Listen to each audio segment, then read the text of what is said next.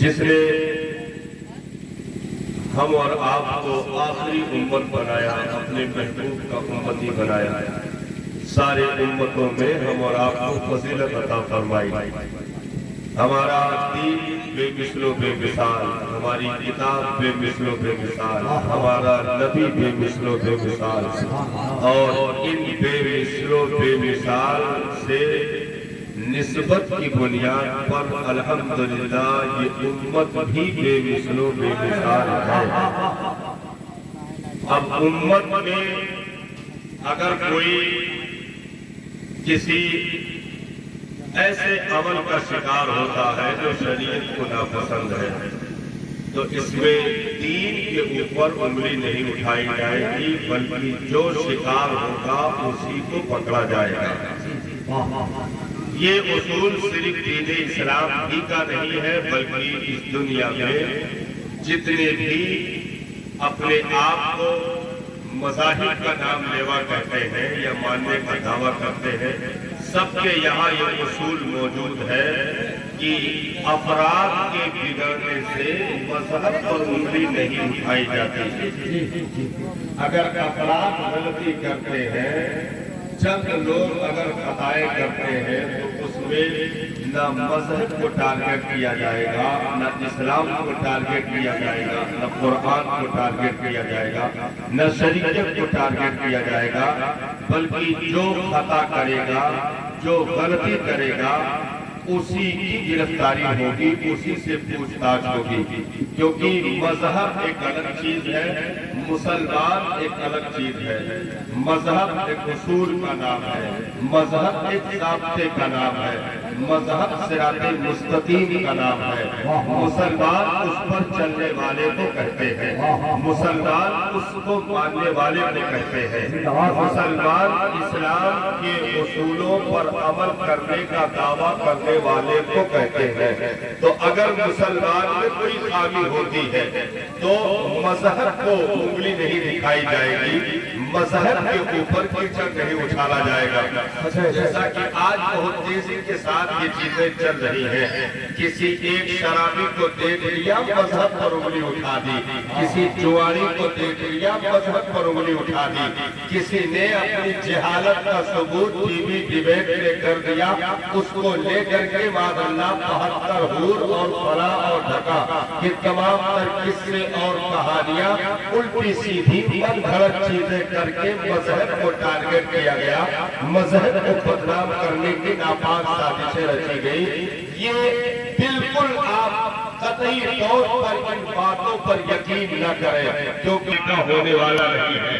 اگر کوئی الٹی سیدھی حرکتیں کرتا ہے، یاد رکھو لوگ ہم جیسے نکموں کو دیکھ کر کے مذہب نہیں پہچانا جائے گا، بلکہ مذہب دیکھ کر کے مسلمان پہچانا جاتا ہے، مسلمان کو دیکھ کر کے مذہب نہیں پہچانا جاتا۔ مذہب کی صداقت اپنی جگہ پر قائم ہے، 14 صدیاں گزر گئی، آج بھی مذہب کی سچائی بالکل آفتاب و ماہتاب کی طرح روشن و موجود ہے اور صبح قیامت تک موجود رہے گا۔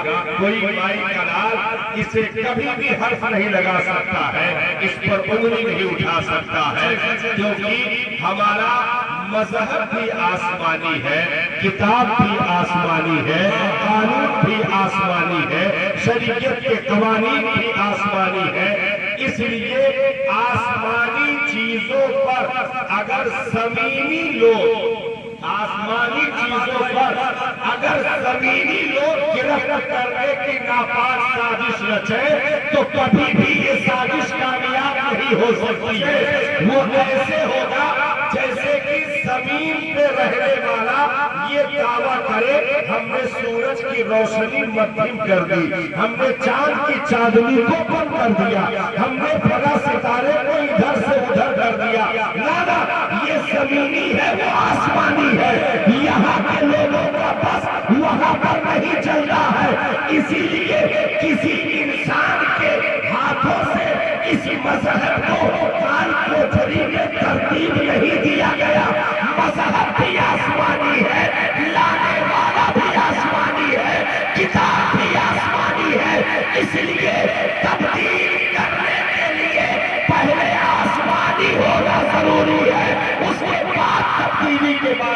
پہنچا جائے.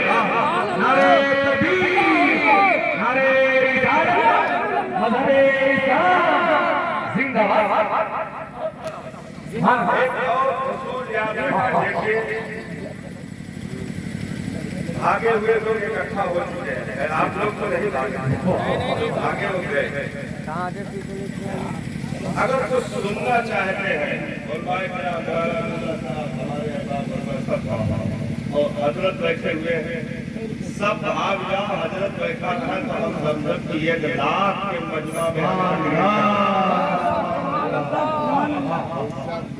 کیونکہ جن کی بات ہے ان کے گھر کے افراد اگر بیٹھے ہو تو پھر ہمیں کسی چیز کا خوف نہیں ہے. کوئی بالکل ذرہ برابر بھی ہمیں خوف نہیں لائے. یہ حضرت کی ذرہ نوازی ہے جو بیٹھے ہوئے نے, تو ہم جیسے لوگوں کو یہ لوگ سن لیں, یہ بہت دور کی بات ہے. کیونکہ ہم انہیں جانتے ہیں یہ بڑی بات نہیں ہے, یہ ہمیں جانتے ہیں یہ بہت بڑی بات ہے. یہ ہمیں جانتے ہیں یہ بہت بڑی بات ہے. ایک اصول میں آپ کو ایک بنیادی چند قیمتی چیزیں آپ کو دے دوں, بہت بنیادی چیز میں چند منٹوں میں ایک اصول یاد رکھتے ہیں. مذہب آئے ہوئے کتنے سال ہو گئے؟ 1400 سال سے زائد ہے. ٹھیک ہے.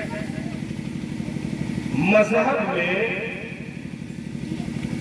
ایک ہوتا ہے بچپن کا دور, ایک ہوتا ہے جوانی کا دور, ایک ہوتا ہے ضعیفی کا دور.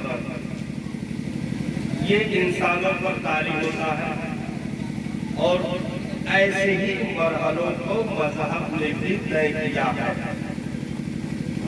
لیکن لاسٹ والا جو پوائنٹ ہے وہ مذہب سے طاری نہیں ہوتا, بڑھاپا. اور یہاں تک کہ جو صحیح معنوں میں ان کے غلام ہو جائے ان پر بھی بڑھاپا طاری نہیں ہوتا,